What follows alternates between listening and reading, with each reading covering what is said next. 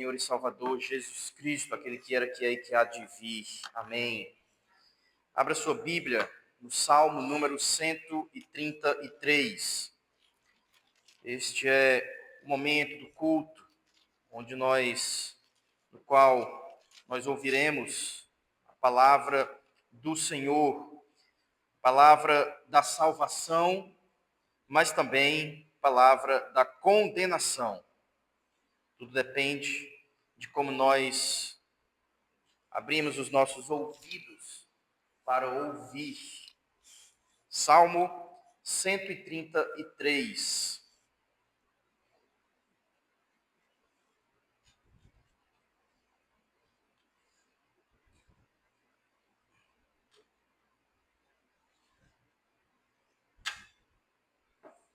Acompanhe atentamente a leitura da sagrada, inerrante, inspirada palavra do Senhor. Diz assim, Salmo 133. Cântico de romagem de Davi. Ó, como é bom e agradável viverem unidos os irmãos. É como óleo precioso sobre a cabeça, o qual desce para a barba de Arão, e desce para a gola de suas vestes. É como o orvalho do Hermon, que desce sobre os montes de Sião. Ali ordena o Senhor a sua bênção e a vida para sempre. Amém.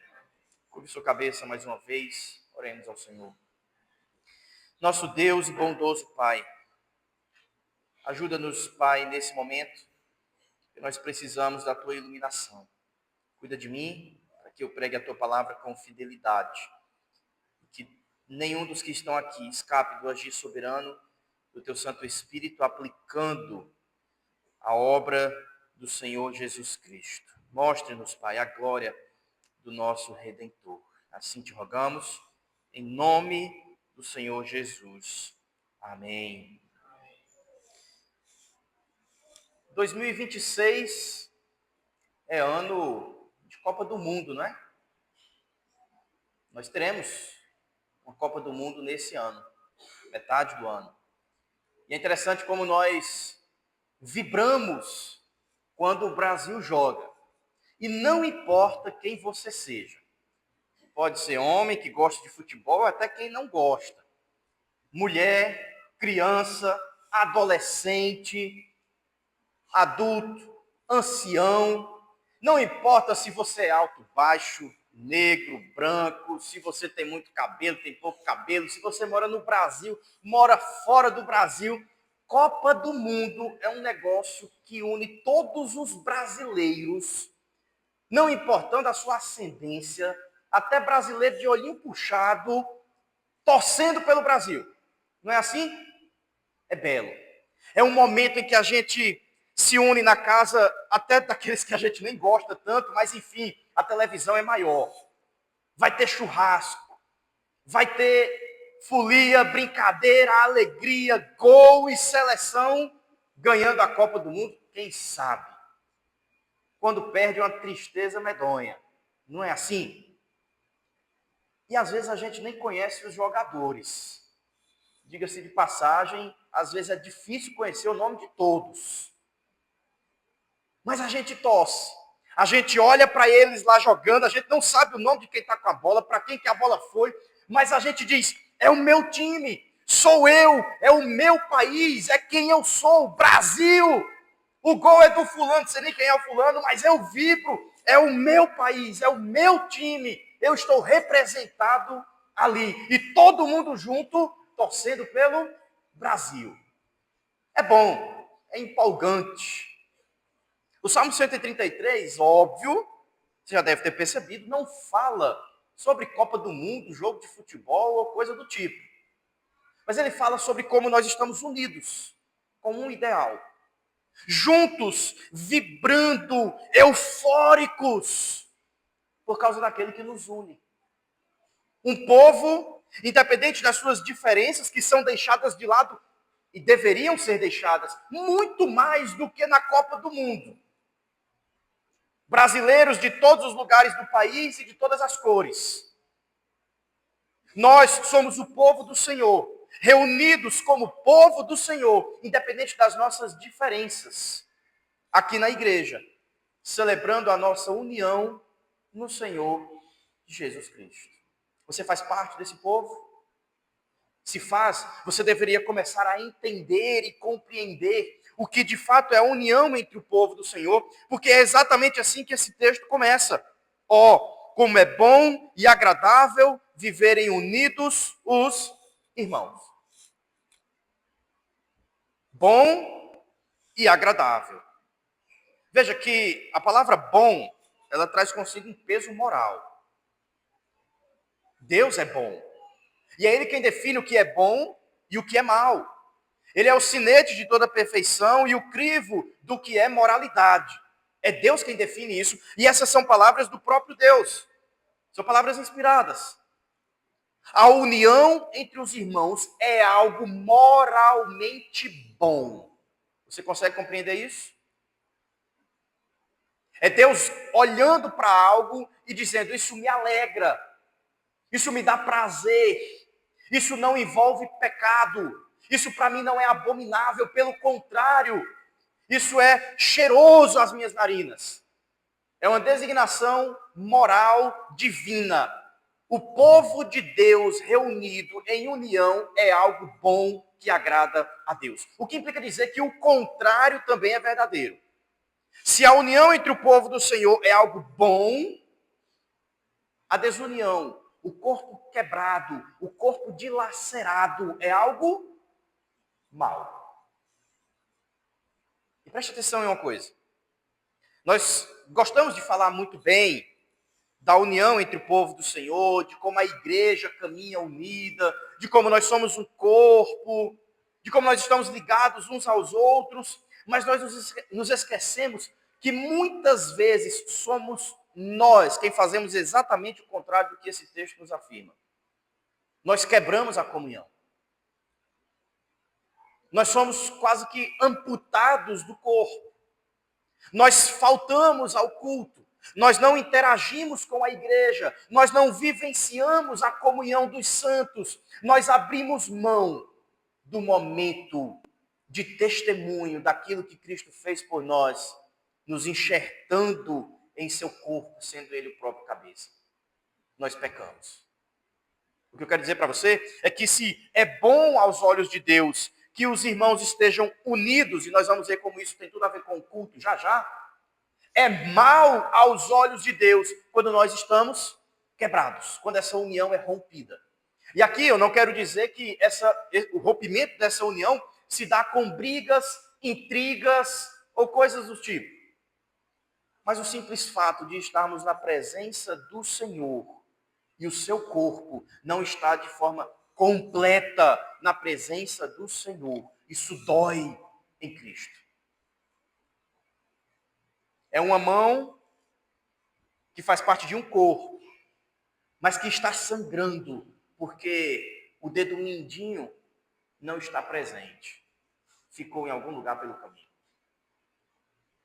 É uma perna que faz parte do corpo, mas está sangrando, porque o pé não está presente. Você entende isso?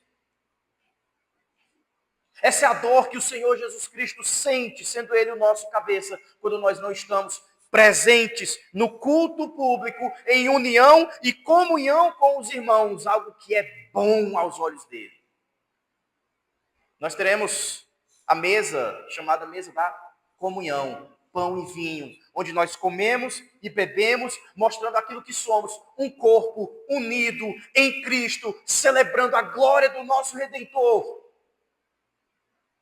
Mas você faltou na última Santa Ceia, não foi? Você estava como que amputado do corpo de Cristo. Você não comungou do pão e do vinho. Você não testemunhou que você faz parte desse corpo, está unido a Ele. O corpo estava aqui. O corpo estava buscando o Senhor. Deus estava olhando e dizendo: eu me agrado disso. Isso é bom aos meus olhos. O que não é assim é mal aos meus olhos. E você estava em casa. Você estava cuidando dos seus afazeres. Você estava dilacerando o corpo do Senhor. Entende como o contrário é absolutamente real? É bom que os irmãos estejam unidos, mas é mal quando nós fugimos dessa união. James Boyce diz que algumas coisas elas são agradáveis, mas elas não são boas para a gente. Entretanto, algumas coisas que são boas não são tão agradáveis assim. Vocês que fazem dieta sabem muito bem como é isso. Aquilo que é saboroso, às vezes não faz tão bem a gente, né? E aquilo que é gostoso é justamente o que faz mal ao nosso organismo. Aqui, o Senhor, de forma belíssima, diz: é bom e é também agradável. É saboroso e faz bem. É unir o útil ao agradável, por assim dizer. É Deus dizendo: olha, eu vejo isso com bons olhos. Isso é moralmente bom. É algo que espelha o que eu mesmo sou em uma trindade que se ama e que está plenamente unida desde os tempos eternos. Quando eu vejo vocês reunidos em meu nome, no meu dia, no meu culto, eu vejo a expressão do que eu mesmo sou sobre vocês. Isso é bom, mas além de tudo, isso é saboroso, isso é deleitoso, isso é agradável. Não é algo que a gente faz porque precisa fazer. Comendo aquela comida que não tem sabor nenhum, porque enfim, é o que me faz bem e eu preciso manter a dieta. Não. É algo absolutamente delicioso. Nós nos deleitamos na presença dele e ao mesmo tempo o agradamos quando isso acontece. Você se deleita na presença do Senhor? Esse é o maior momento de regozijo da sua alma? Pergunte-se. Talvez não seja. Talvez você ainda enxergue a comunhão dos santos e o momento do culto ao Senhor como aquela dieta que você faz. Enfim, eu preciso vir ao culto porque, venhamos e convenhamos, eu preciso ser alimentado pelo Senhor. Eu vou lá, eu vou cantar, eu vou bater o meu ponto na igreja, eu vou mostrar que eu estive presente, eu vou ter o que dizer para Deus, eu não faltei o culto, Senhor. Mas eu não sinto graça, eu não sinto júbilo, eu não sinto alegria na presença do Senhor. Por que será? Senhor Jesus nos ensina o quão bom é estar na sua presença. Ele é aquele que nos mostra o quão valioso é estar na sua presença. Se você soubesse do que você foi perdoado, se você abrisse os seus olhos para notar a grandiosidade do seu pecado e o quanto ele te amou morrendo por você, tenha certeza de que você não acharia lugar no mundo mais empolgante de se estar do que com aquele que fez tudo por você. Percebe? Às vezes o que falta é apenas uma noção mais simples possível daquilo que é o Evangelho. Afinal de contas, nós valorizamos as coisas quando nós vemos que elas de fato têm valor. Pergunte-se se Cristo é valioso para você. Bom e agradável. Você deve vir ao culto, porque isso agrada ao Senhor. Isso é bom, é moral, é lei dele, é mandamento. Mas lembra o que o salmista diz também? Quanto amo a tua lei. É a minha meditação dia e noite. Você deve vir ao culto, sim, por obrigação. É mandamento divino. Faltar ao culto, pecado. Desagrada ao Senhor, é algo mau. Mas você também deve vir ao culto por desejo e vontade própria, como alguém que diz: aqui é o meu lugar, aqui é a maior demonstração de alegria da minha vida. Não importa a minha formatura, não importa o meu casamento, não importa o meu aniversário, se vai cair na hora do culto. Tchau para essas coisas. Que grande alegria teria eu em uma formatura no domingo, 18 horas. Que alegria teria eu no meu aniversário, no domingo, às 18 horas. Na hora em que o meu Senhor está reunido com o seu povo, com o seu corpo. Que alegria teria eu sendo tirado dessa comunhão para me doar a coisas passageiras nesta vida. Talvez quando você começar a olhar o Senhor Jesus Cristo por essa ótica, você vai sentir prazer no culto. E quando a pregação chegar em 1 hora, 1 hora e 10, 1 hora e 15, que o pastor disser, concluindo, meus irmãos, vai dizer, já, pastor, vai mais, vamos sair daqui meia-noite. Se alguém dormir e cair da janela, ressuscita, sabe lá como é que faz. O importante é a gente estar aqui, a gente vem uma vez na semana para cá, e o culto dura 30 minutos, 40 minutos. Quem dera, se fosse o dia todo na presença do Senhor. Percebe como a gente não ama tanto assim a comunhão dos santos? O nosso prazer está muito mais em voltar para as nossas casas, deitar na nossa cama, mexer no nosso celular, assistir a nossa TV, conversar com os amigos e colegas, até mesmo na igreja, depois que o culto acaba, mas parece que a presença do Senhor, o momento de comunhão dos irmãos, não é tão valioso assim para a gente. Deus chama você hoje a avaliar o quanto você ama a presença dEle, porque é na presença dEle que você tem comunhão com o próximo. São aqueles que foram feitos filhos dEle, que são congregados junto dEle, selados e colados um no outro, fazendo parte de um mesmo corpo, de uma mesma oliveira, enxertados ali, em um pacto, em uma aliança, e ele diz, é isso que é bom aos meus olhos, ver o meu povo unido. Oh, como é bom e agradável viverem unidos os irmãos.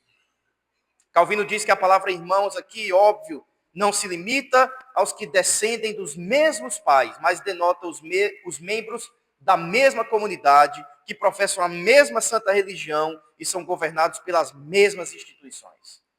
Irmãos, nós somos uma irmandade. É isso que nós somos. Nós devemos cuidar uns dos outros sob essa perspectiva.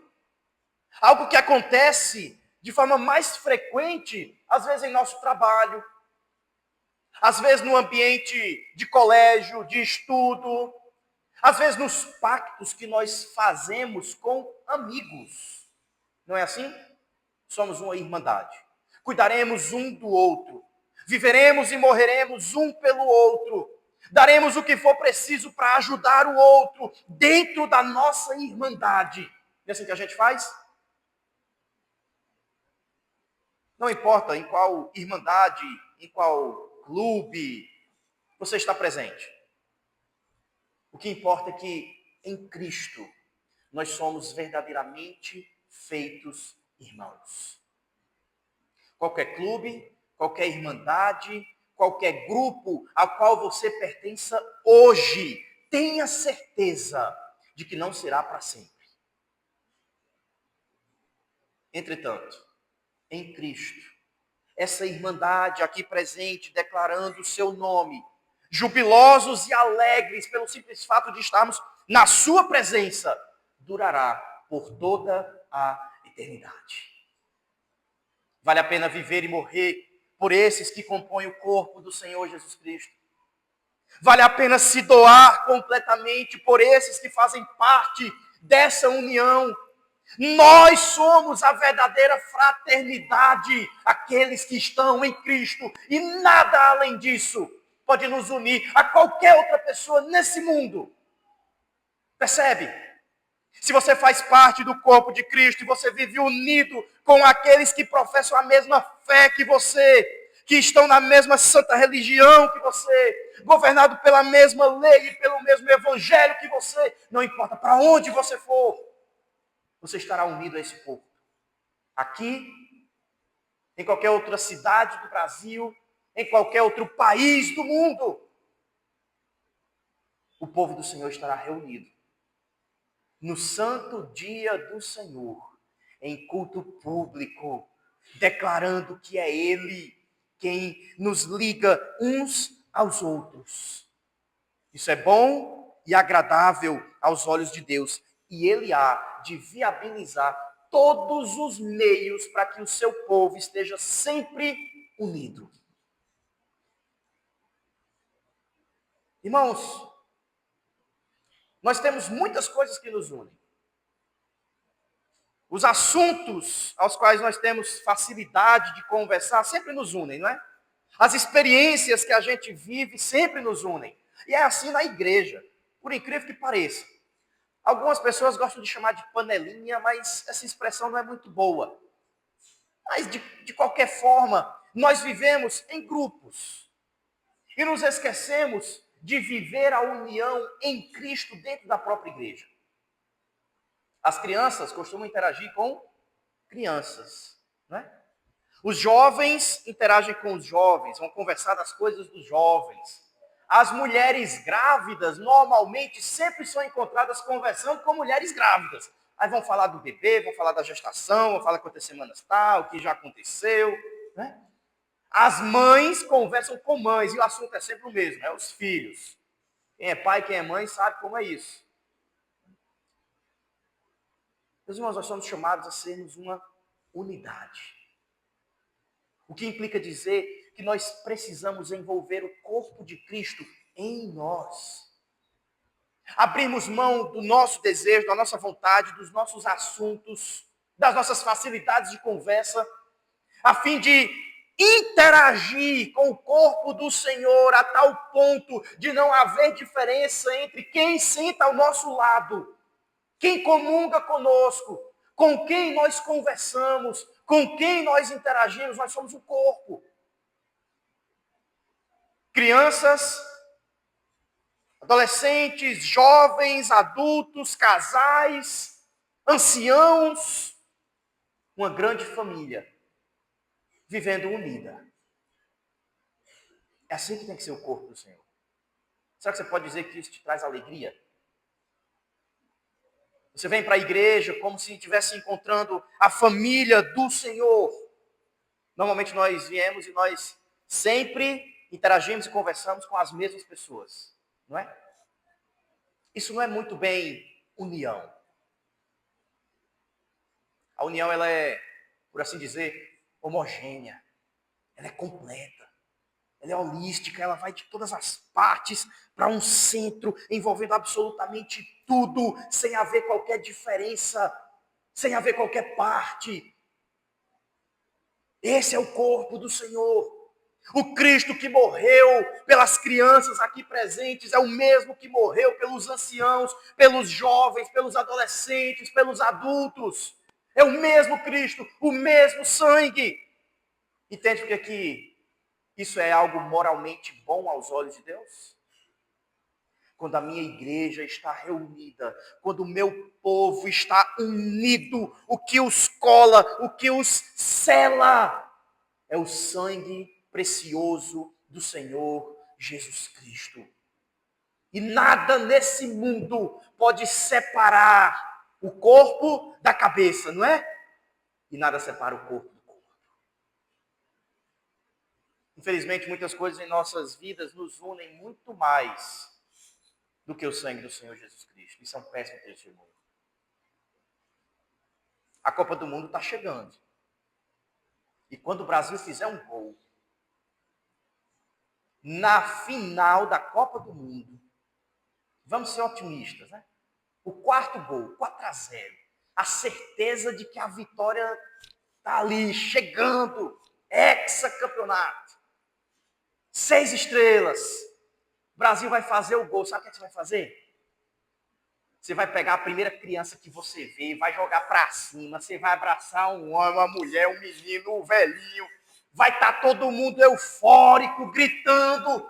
Sabe por quê? Somos Brasil. É alguém que você fazia tempo que não via, é um desconhecido que está na casa de uma amiga, a pessoa se a encontrou agora, você vai virar para ela, gritar com os braços para cima, é gol! Feliz! Não é assim? Porque muitas coisas nessa vida desfazem completamente qualquer diferença que tenhamos um com o outro. Mas parece que Cristo não é suficiente para isso. E a igreja, ela vive cheia de compartimentos. São os homens de um lado, as mulheres de outro. Tem igrejas que fazem até essa divisão no próprio salão. Crianças brincam com crianças e eu não tenho contato com adolescentes. Os anciãos cuidem deles, seus filhos, seus netos.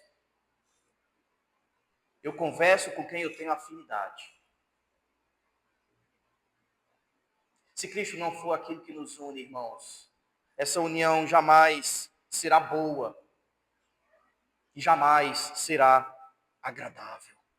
Nós somos chamados por Deus a chorar com os que choram, nos alegrar com os que se alegram, a vivermos a vida comum na igreja, uns com os outros, cuidando uns dos outros, aconselhando uns aos outros, sem divisões, sem faixa etária, sem diferenças financeiras, de idade, ou seja lá qual for a diferença, quando nós chegamos aqui e entramos por aquelas portas, o que mais importa para todos nós é o quanto nós amamos o nosso Redentor, aquele que nós viemos cultuar, glorificar, honrar. E ao ouvirmos o seu evangelho, não importa quem está ao nosso lado, nós vamos virar e dizer, é isso! Vida eterna, salvação, é Cristo! Por que você veio aqui esta noite? Com o que você quer se alegrar aqui? Eu não vou dizer para você olhar para o irmão que está do seu lado e dizer alguma coisa, não precisa. Mas você sabe que muitos que vieram aqui nesta noite, você de fato não interage. Parece que são pessoas completamente distintas, opostas e desconhecidas. Mas você vai tomar dessa ceia, você vai comer o pão, você vai tomar do vinho, até no mesmo lugar que essa mesma pessoa. Somos corpo. Somos povo do Senhor. Somos igreja do Senhor. É difícil interagirmos, mas como um corpo tem suas veias e artérias por onde o sangue passa, e ele passa por todo o corpo. O sangue de Cristo é aquele que passa por mim e por cada um de vocês. E é isso que nos une. E é isso que deve nos impelir a vivermos uma vida em comunhão com o próximo. Conhecer suas necessidades, chorar com ele, sorrir com ele, entender suas afinidades, suas conversas, o que mais gosta, o que menos gosta. Interação. Não existe corpo sem vida. Entende isso? Bom e agradável. Tem gente que entra e sai e parece que não faz parte do corpo de Cristo. Como a gente diz, entra mudo, sai calado. Eu vou continuar perguntando o nome de muitos aqui, porque eu sou só um, tenho que aprender o nome de todo mundo. Mas eu tenho que aprender o nome de todo mundo. Não só porque eu sou pastor, mas porque vocês são meus irmãos. Nós somos um corpo. Nós precisamos nos conhecer. Estamos ligados ao Senhor Jesus Cristo e Ele conhece cada um de nós. Eu também preciso, assim como o Senhor Jesus Cristo, conhecer cada um de nós. Essa união, ela é bela. Ela é boa e agradável. E ela é bela. Isso se mostra no versículo 2 e 3. Em dois exemplos, ou duas ilustrações que o salmista nos dá. Ele dá a ilustração do óleo, no versículo 2, e a ilustração do orvalho, no versículo 3. Veja o versículo 2, como que ele mostra a união entre os irmãos, sendo boa e agradável aos olhos de Deus, ilustrada por um óleo precioso. Ele diz assim no verso 2, que essa união é como óleo precioso sobre a cabeça, o qual desce para a barba de Arão, e desce para a gola de suas vestes. Esse óleo fica claro, é o óleo da unção. É o óleo precioso derramado sobre a cabeça, que vai para a barba de Arão, que foi o sumo sacerdote.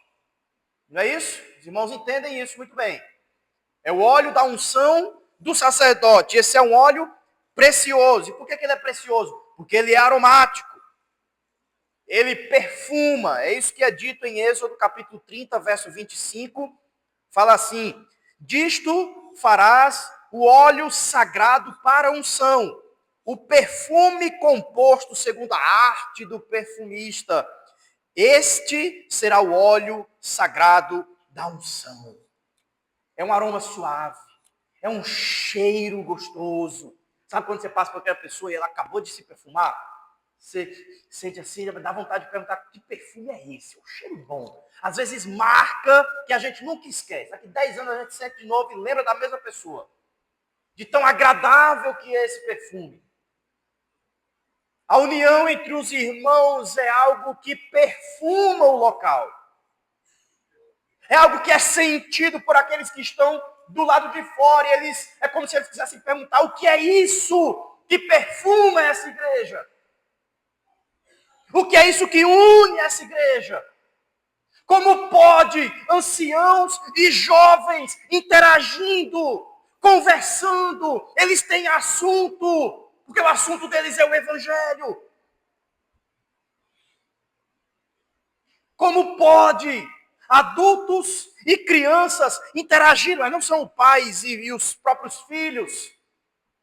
São membros do mesmo corpo, professando a mesma fé, que tem o mesmo Cristo, o mesmo assunto, o evangelho em seus lábios. Isso é aromático. Uma igreja cheirosa não é aquela que foi limpa com o melhor desinfetante, não. Igreja cheirosa é aquela em que o corpo vive unido. A união do povo do Senhor é como óleo precioso sobre a cabeça do sumo sacerdote. Mas além disso,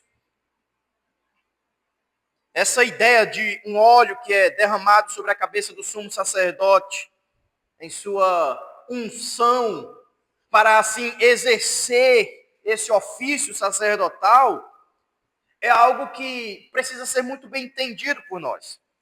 O sumo sacerdote, mostrado aqui por Arão, representado por Arão, é aquele que nos representa na presença de Deus. Ele é ungido, ele é separado para uma obra. É isso que é a unção. Tá? Na nova aliança, no Novo Testamento, nós trazemos isso para a igreja em um paralelo com a imposição de mãos. Nós não temos mais a unção, derramar óleo, como forma de separar alguém para aquilo, para um ofício. Nós temos a imposição de mãos. Mas naquele tempo, a unção com óleo, ela demonstrava que aquele que era ungido estava sendo separado para exercer um ofício na presença do Senhor. E no caso aqui, Arão, sumo sacerdote, adentrando a presença de Deus, representando o povo do Senhor. O texto diz que o óleo é derramado sobre a sua cabeça, mas ele desce para a sua barba, não é pouco óleo, e ele desce para a gola das suas vestes. Preste atenção em uma coisa, em Êxodo 28, nós temos os detalhes de como seriam as roupas, a edumentária do sumo sacerdote. E entre os apetrechos que ele deveria utilizar, está um item um pouco estranho. É como que um pingente grandão, tá? Um pouco quadrado assim, um palmo de largura, um palmo de altura, com 12 pedrinhas que ele iria colocar no seu pescoço, iria ficar aqui na altura do seu peito. no final da sua barba. Êxodo 28 nos diz que cada uma daquelas pedras preciosas, eram 12, representava uma tribo de Israel. Uma pedra para cada tribo. Quando o sumo sacerdote, ele adentrava no santíssimo lugar, ele fazia ali a aspersão de sangue sobre a tampa do propiciatório. Ele orava ao Senhor, ele intercedia a Deus, ele o fazia em nome das 12 tribos de Israel, o povo do Senhor. Quando ele era ungido sacerdote, aquele óleo que o separava para ser santo do Senhor, usado por Deus, esse óleo escorria pela sua cabeça, descia pela sua barba e encontrava no seu peitoral essas 12 pedras. Era como se aquele ato estivesse de forma simbólica, mostrando para todo mundo que aquele homem diante de Deus representaria cada ser humano que faz parte do corpo de Deus, do povo do Senhor, o Israel de Deus. O que implica dizer, irmãos, que não pode haver união entre o povo do Senhor se não tiver alguém ungido que una esse povo, sendo ele o representante deles. Entende? Por que Israel estava sempre unido? Porque havia um sumo sacerdote que carregava em seu peito 12 pedras, representando as 12 tribos. Irmãos, é o que eles eram. Sacerdote ungido, representando o povo. Ó, quão bom e agradável viverem unidos os irmãos. Por que são irmãos? Porque tem o mesmo pai. Não é assim? Não há como existir irmãos se não houver um pai. Um que esteja acima deles, acima dos iguais, e que seja para um e para outro o mesmo. Esse é o pai. Figura paterna. Quando nós tratamos com Arão, a gola das suas vestes, as 12 pedras, o Israel do Senhor, as 12 tribos, nós nos lembramos, irmãos, que a nossa união, que agrada ao Senhor e que é boa aos olhos dele, se dá pelo nosso sumo sacerdote ungido por ele, que nos liga uns aos outros. O Senhor Jesus Cristo, como sumo sacerdote, não carrega em seu peito 12 pedrinhas representando as 12 tribos de Israel. Mas nós somos feitos filhos de Deus pela fé nele. A saber, os que creem em seu nome, de toda tribo, de toda língua, de toda nação e de qualquer lugar do mundo. Não é nascendo de Israel que nós somos feitos filhos de Deus, mas agora na nova aliança, e os irmãos sabem muito bem disso, depois que Israel rejeitou o Messias, ele se volta agora para os gentios, ou para todo aquele que o amar e o aceitar em seu coração. Ele agora passa a ser o representante de todos aqueles que pela fé creem nele. O Senhor Jesus Cristo diz: ide pregar o evangelho a toda criatura. Jerusalém, Judeia, Samaria e os confins da terra. O nosso sumo sacerdote, ele é muito, mas muito mais capaz de salvar, de nos representar do que o sacerdote, o sumo sacerdote da antiga aliança, que carregava em seu peito 12 pedrinhas representando as 12 tribos de Israel. Se Cristo pudesse carregar alguma coisa em seu peito, seria talvez o mapa mundi. Nós estamos no Ceará, em Fortaleza, distantes da Judéia, distantes de Israel, e somos representados pelo nosso sumo sacerdote, aquele que foi ungido pelo Espírito Santo, sobre quem o Espírito desceu. E esse Espírito desce também sobre nós, porque desceu sobre ele. Você crê no Senhor Jesus Cristo? Tenha certeza de que você está unido ao seu corpo. E que Deus olha para isso, o Pai olha para isso, e Ele se agrada, porque essa união se dá por causa do seu sumo sacerdote, Jesus Cristo. Mas o contrário também é verdade. Por que você se acha tão unido a outra pessoa? O que há em comum entre você e o seu melhor amigo descrente? Percebe? Se não é o sangue de Cristo que te liga ao outro, é algo profano. É algo que deveria ser rejeitado. É algo pelo qual não vale a pena lutar. Nós gostamos quando encontramos pessoas que torcem para o mesmo time que a gente, né? E às vezes nós temos boas amizades com essas pessoas. E nos esquecemos que elas torcem para o mesmo time aqui, nessa vida. Mas elas não torcem por Cristo. Cristo não é o sumo sacerdote delas. Cristo não carrega em seu peito o nome dessa pessoa. O Espírito Santo que desceu sobre o Senhor Jesus Cristo, ungindo-o para o seu ministério, não desceu sobre aquela pessoa de forma redentiva, salvífica, regenerando-a e dando a ela nova vida em Cristo, o sumo sacerdote. Entenda de uma vez por todas. É por isso que Paulo diz, nenhuma união entre luz e trevas. Ó, quão bom e agradável viverem unidos os irmãos que estão unidos pelo sumo sacerdote que é ungido por Deus, e essa unção cai sobre todos aqueles que ele representa. Mas se ele não representa, não deve haver união entre você e essa pessoa. Luz e trevas, de forma bem simples e bem clara.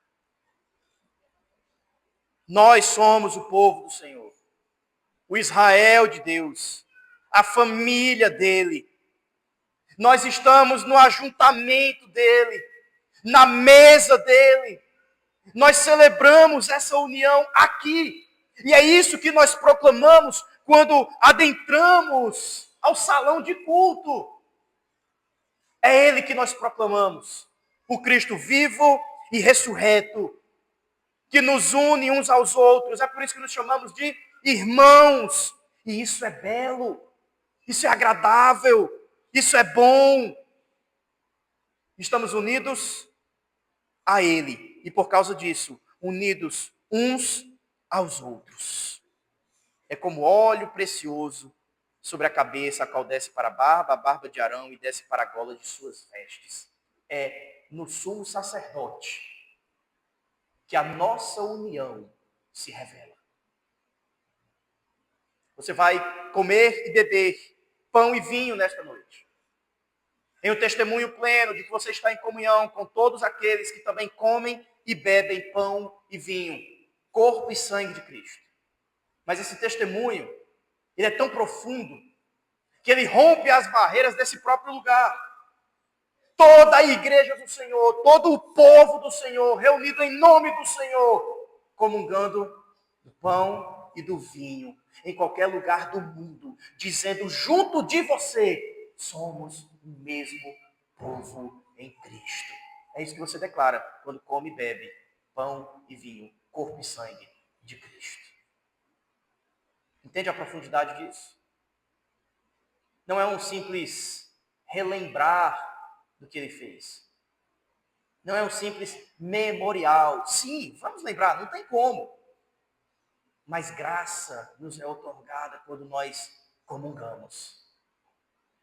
É como se aquela parte do nosso corpo que não estava recebendo tanto sangue assim, de repente começa a receber o sangue. Você sabe como é isso? Quando você fica com aquela perna dormente, né? O braço dormente.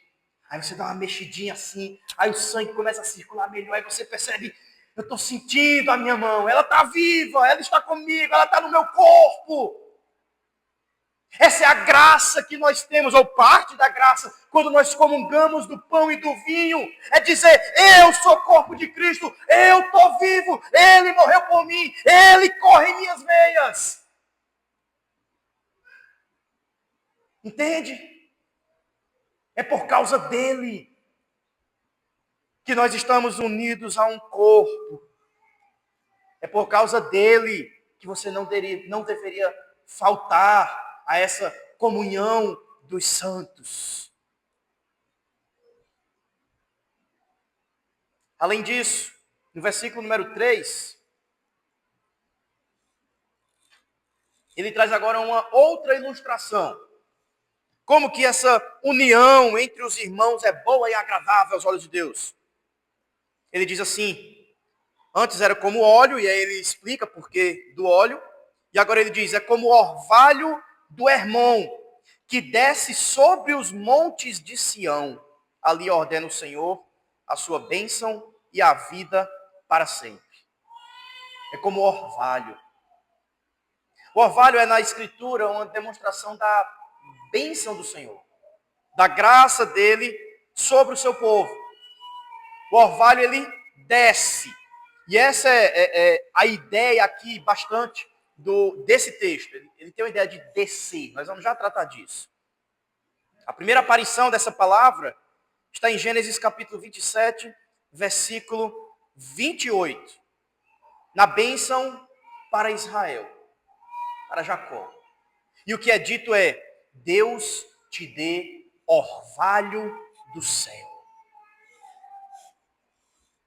Isaías capítulo 26, verso 19 nos diz, os vossos mortos e também o meu cadáver viverão e ressuscitarão.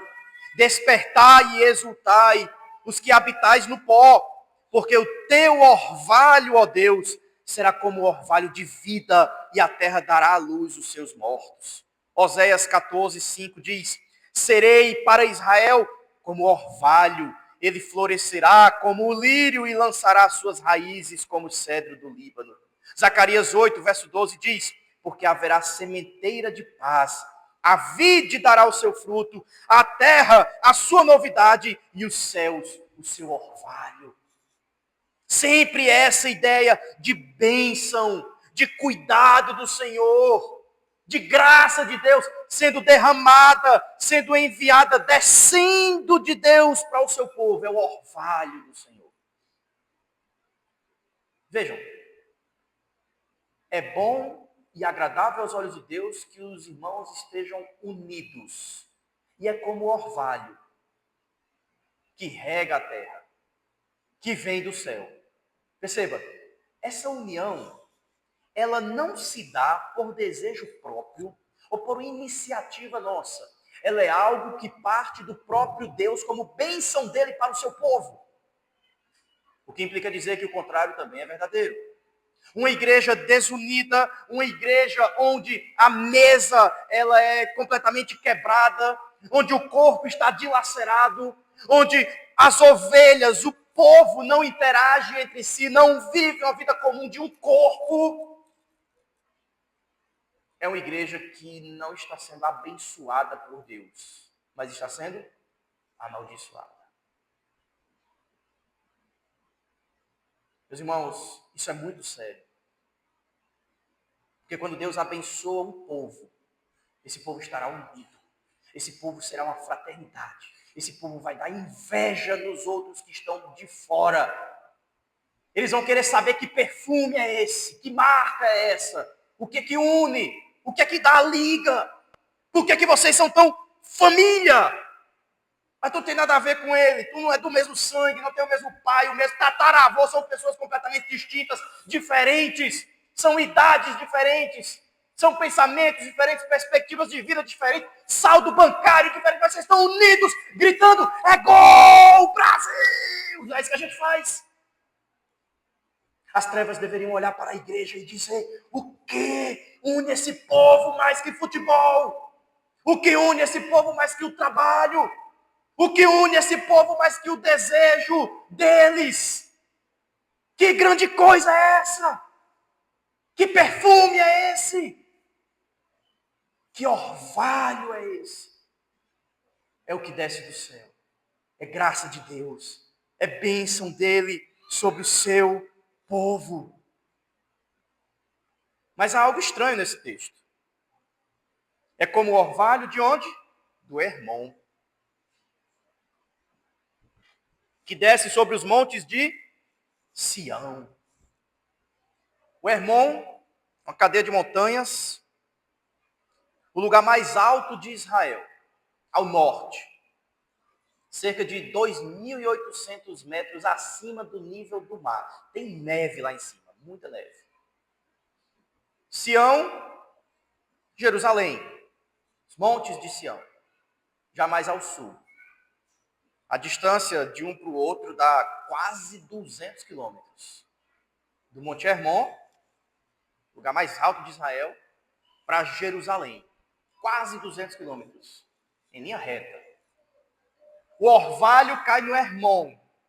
E ele diz, é como o orvalho do Hermon que desce sobre os montes de Sião. Tem alguma questão aí geográfica que eu acho que Davi não se atentou. Ele conhecia muito bem Jerusalém, mas eu acho que ele não entendeu onde estava o Hermon. Só pode. A gente fica procurando aí um erro na escritura, né? Tem gente que vive assim. Quero que você entenda a licença poética de Davi, escrevendo o Salmo 133. Só que eu quero que você vá além disso. O orvalho, ele deixa a terra molhada, ele fertiliza a terra, ele traz prosperidade onde ele cai. E o orvalho que cai no Hermon nunca vai cair nos montes de Sião, nunca vai cair em Jerusalém.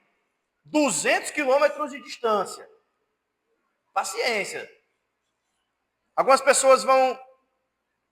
traduções, vão até acrescentar aqui. É como o orvalho do Hermon e como o orvalho que desce sobre os montes de Sião. Mostrando aqui dois orvalhos, duas descidas. O orvalho que desce lá, o orvalho que desce cá. Né? E aí fica a ideia do orvalho por ele mesmo. Né? Seja lá onde ele descer, a ideia é que é o orvalho, é bênção de Deus e tal. Tudo bem, isso aí a gente entende. Mas o texto não diz que são dois orvalhos diferentes, mas o orvalho de um que cai sobre o outro. E aí alguns comentaristas vão dizer que é porque o orvalho do Hermon, a 2.800 metros de altura, ele vira gelo, vira neve, a neve derrete, e ela vai descendo um monte, e de fato o Hermon, ele alimenta ali quase que a nascente do Rio Jordão. E o Rio Jordão, que nasce ali mais ou menos, ele vem descendo até o Mar da Galileia. Depois ali se encontra um pouquinho próximo de Jerusalém, passando pertinho de Jericó. Mas aí não é o orvalho, né? Tentam fazer uma ligação de um com o outro. O Hermon está lá, o orvalho que cai lá, ele desce e vai pelo Rio Jordão até chegar pertinho de Jerusalém. O povo de Jerusalém vai beber das águas do Rio Jordão, vai utilizar aquelas águas. Então, uma coisa tem a ver com a outra. Eu não quero que você se atente a essas questões muito mais geográficas. Eu quero que você entenda a teologia do que está sendo dito, já tendo por pressuposto o que ele disse antes. O óleo que cai sobre a cabeça do sumo sacerdote não cai sobre a cabeça de cada membro de cada tribo de Israel, mas representativamente eles estão no Santo dos Santos, aspergindo sangue sobre a tampa do propiciatório, agradando a Deus, acontecendo isso de forma representativa. Aqui é mais ou menos assim, o monte mais alto de Israel. Teoricamente, o local mais próximo do céu. Aquela graça que é recebida lá, que cai sobre lá, aquele orvalho de lá, chega em Jerusalém e chegará em toda a Judéia, chegará em toda a Galiléia, chegará no mundo inteiro. Aquele que se encontra mais próximo do Senhor recebe graça da parte dele, mas essa graça atinge a todos aqueles que estão unidos a ele por fé. Sabe o que é bem interessante? Aqui no Monte Hermon, tudo indica que foi lá onde o Senhor Jesus Cristo foi transfigurado. Ele recebeu quase que uma pitadinha do que seria a glorificação. A glória o envolveu completamente. Os textos da transfiguração dizem que uma nuvem encobriu o Senhor e os discípulos que estavam ali, os três. e também Moisés e Elias. É uma névoa muito grande, e às vezes essa palavra orvalho também é usada para névoa. No Monte Hermon, o Senhor Jesus Cristo estava em Cesareia de Filipe, aos pés do monte, e o que é dito nos textos é que ele subiu ao monte e lá foi transfigurado. As nuvens o encobriram. O mesmo orvalho que está sobre o Monte Hermon, ele cai sobre Sião. A mesma graça recebida na transfiguração, ela é recebida na ressurreição. A mesma glorificação ali, momentânea, da transfiguração, em glória plena, ela agora é na ressurreição, ali na sepultura vazia, diante de um jardim, o Cristo irreconhecível de tanta glória que o cobre. Você entende isso?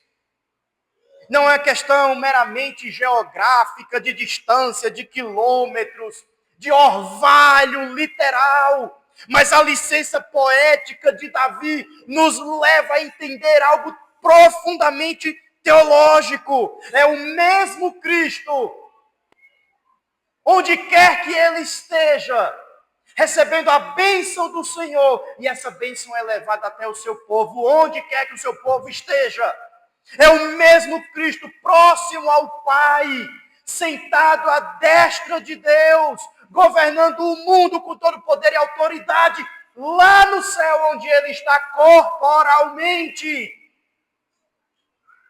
Mas aqui junto de nós, na nova aliança, o templo, a igreja reunida, o ajuntamento solene e o seu corpo e o seu sangue aqui representados, que nós comemos e nós bebemos e somos abençoados, como um orvalho cai sobre a terra.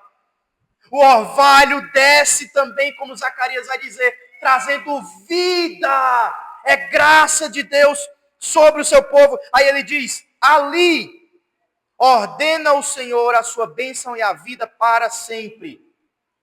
Muitos vão se questionar o ali, se refere a quê? Ao Hermon, a Sião. Alguns vão dizer também que o ali é ali, onde o povo está reunido, onde há união entre o povo. Mas fica claro aqui pelo contexto até dos salmos de romagem, que a ideia vem de Sião, ali, em Sião.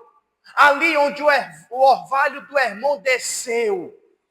É do Hermon, mas desceu em Sião. Foi recebido por aquele povo. O Salmo 53, verso 6 diz assim, quem me dera de Sião viesse já o livramento de Israel. Salmo 110, 2, o Senhor enviará de Sião o cetro do seu poder. Salmo 134, o próximo salmo, versículo 3, de Sião te abençoe o Senhor. E aqui ele diz, ali, ou de Sião, são as palavras anteriores, ordena o Senhor a sua bênção e a vida para sempre.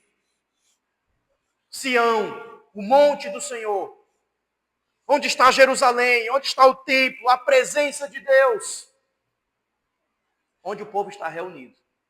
Esse aqui é um salmo de romagem. O povo cantava esse salmo indo para Jerusalém, subindo os montes de Sião.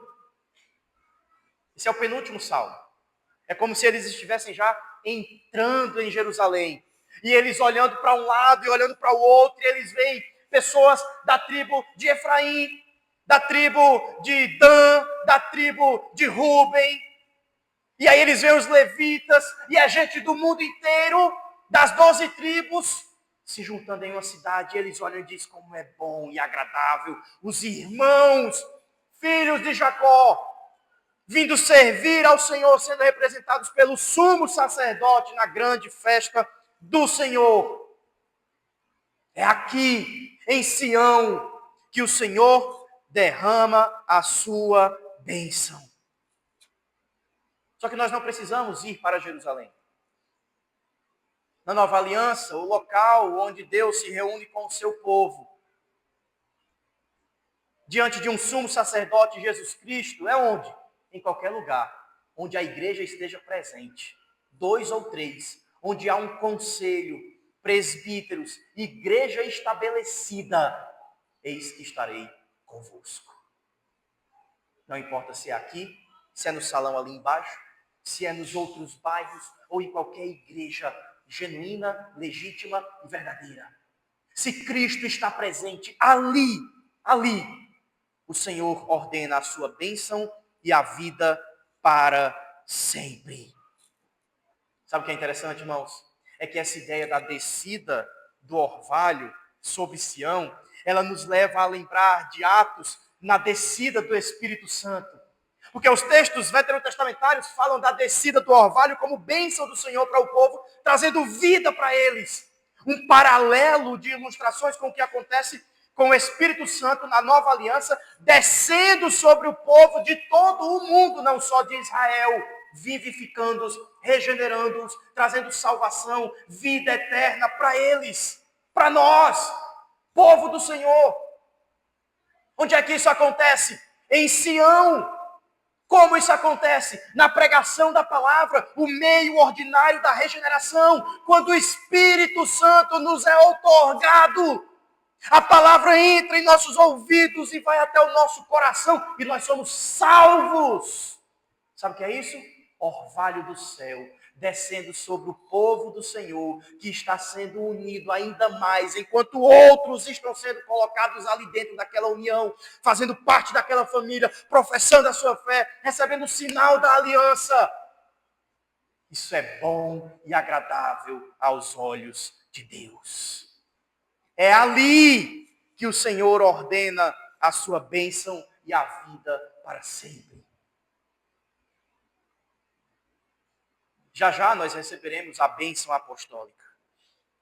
Já já nós receberemos mais vida pelo Espírito Santo que nos é dado. Ainda mais ao comer e beber pão e vinho, meios de graça para o povo do Senhor. O povo unido, declarando que Cristo é tudo para eles. É aquele que morreu, mas ressuscitou.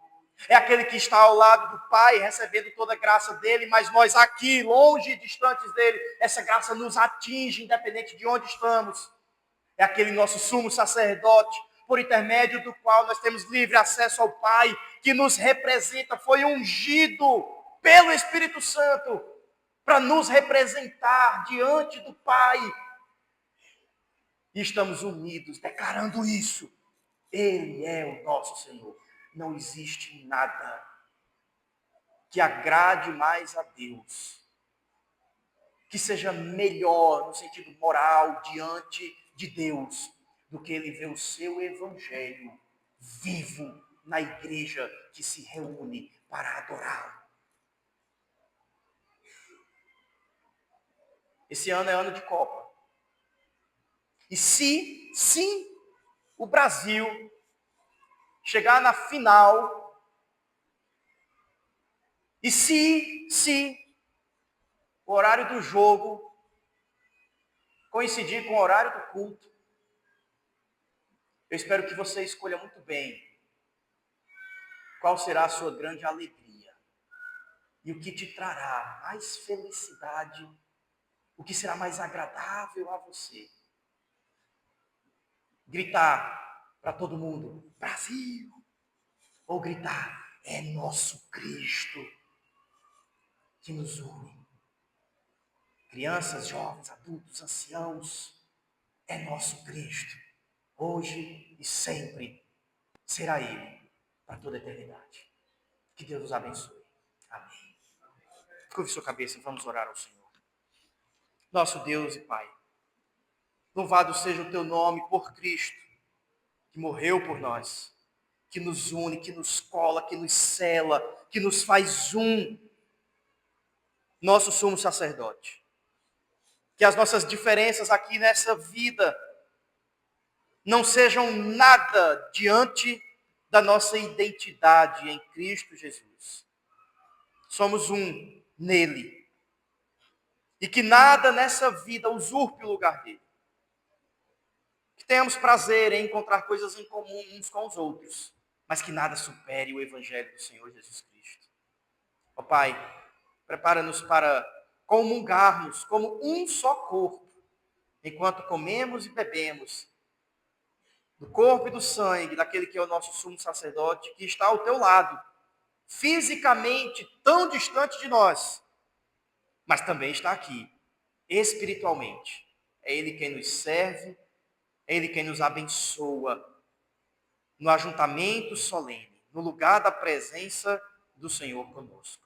E é em nome dele que nós te oramos. Amém. Abra sua Bíblia em Mateus, capítulo 26.